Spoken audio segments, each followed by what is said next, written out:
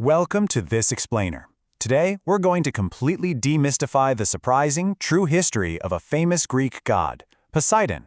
We're going to really analyze his incredible evolution from an ancient land god to the undisputed ruler of the sea. It's basically a massive historical detective story that spans thousands of years. So was Poseidon always a god of the sea? I mean, it sounds like a trick question, right? We all picture him standing out there in the crashing waves, holding his magical trident, totally commanding the ocean. But prepare yourselves for some serious cognitive dissonance here. The trident-wielding Ocean King we all know originally had absolutely nothing to do with the sea. Literally, zero. So who exactly was he before he took to the water? Okay, let's dive into this.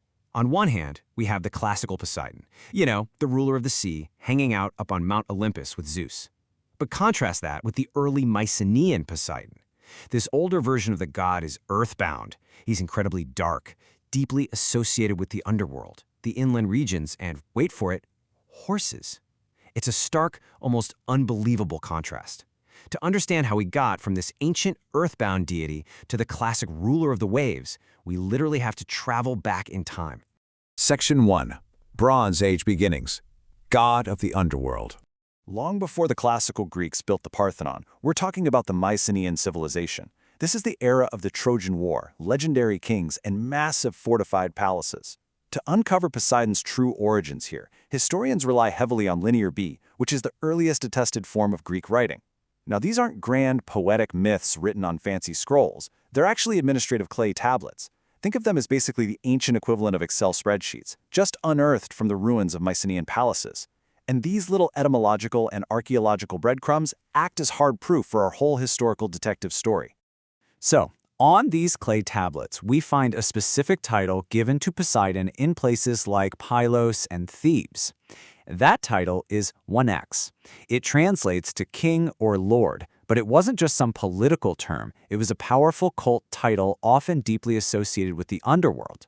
Poseidon wasn't just some minor local deity of the rivers. He actually held the title of 1x, acting as a supreme lord of the underworld and the ultimate protector of the palace itself. Now, the absolutely crucial point is right here in the data.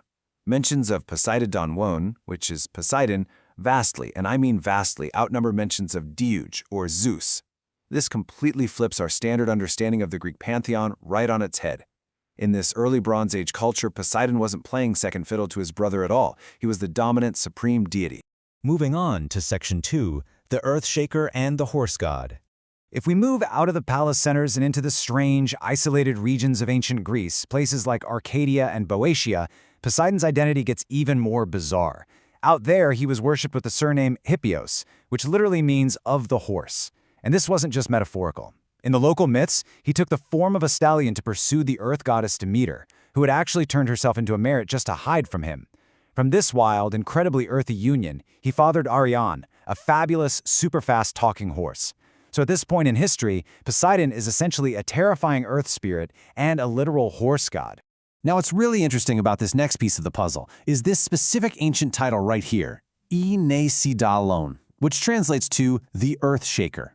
Ancient Greeks genuinely believed that Poseidon struck the ground with his immense power, maybe using his trident or even a giant horse's hoof, to split rocks open, create freshwater springs, and cause massive tremors. He was the raw, totally unpredictable power of the earth right beneath their feet. So how on earth do we connect an inland water god to a god of earthquakes? Well, early Greek natural philosophy actually provides a pretty brilliant clue. They said the erosion of rocks by underground rivers causes earthquakes. See, the ancient Greeks noticed that rivers in the Peloponnese would just disappear into the earth and then burst out again somewhere else miles away. They logically concluded that these rushing underground waters were hollowing out the earth, causing it to eventually collapse and shake. Because of that, the god of freshwater and underground rivers naturally, perfectly became the Earth Shaker. Which brings us to Section 3, the Great Migration, Journey to the Coast. Okay, so how did an inland god of underground rivers, earthquakes, and horses finally get to the ocean? During the Bronze Age, the early Greek Achaeans lived primarily inland as farmers. They cared about fresh water for their crops, the stability of the earth, and of course, horses. But around the 11th century BC, massive cultural shifts and invasions forced a huge migration of these people out to the Ionian coast. By the time we hit the classical era, these once inland-dwelling farmers had formed an entirely new pan-Ionian sea identity. Let's move to the next step and see how this builds, because the shift happens so naturally. First, you have a culture relying entirely on freshwater rivers, right? And they understandably worship the god of those waters. Then, they pack up and migrate to the coastline. Suddenly, their whole way of life changes overnight. Their survival now entirely depends on seafaring, trade, fishing, and dealing with the unpredictable ocean. They obviously brought their supreme water deity with them, but his job description, it had to dramatically evolve to meet their new reality. And here is that profound shift. The inland god of underground rivers and springs simply expands his domain. He becomes the undisputed master of the open ocean. The god who was once tasked with creating springs and protecting inland palaces is now tasked with protecting seafarers from devastating ocean storms. It makes perfect sense when you trace the human footsteps, doesn't it? The god evolved exactly as his worshippers did. Section 4. The classical ruler of the sea.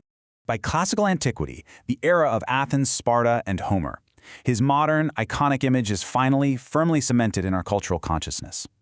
A Homeric hymn to Poseidon dramatically declares, "A twofold office the gods allotted you, O shaker of the earth, to be a tamer of horses and a savior of ships." And this brilliantly illustrates exactly what happened. Homer perfectly unites those old land titles, the earth shaker, the tamer of horses, with his brand new domain as the savior of ships out upon the sea. It's this beautiful literary compromise that honors his entire sprawling history. What you should really take away from this is just how complex the classical Poseidon truly is. Yes, he is the master of the sea, but he never actually loses his old identities. He remains the creator of horses. He remains the terrifying Earthshaker. That iconic trident he wields, it could just as easily be an instrument to crack open the solid earth as a tool to stir up the ocean waves. The classical Poseidon we know today is actually a magnificent synthesis of thousands of years of human migration and ever-changing survival needs. We've just analyzed how a whole population moving from the inland plains to the crashing coast completely reshaped a supreme deity. And it really makes you wonder, doesn't it? Does geography shape not just our daily lives, our economies, and our cultures, but the very identity of our gods? It's a fascinating question to ponder as you continue to explore mythological history. Thank you so much for joining me on this explainer, and remember to always keep questioning the history hidden behind the myths.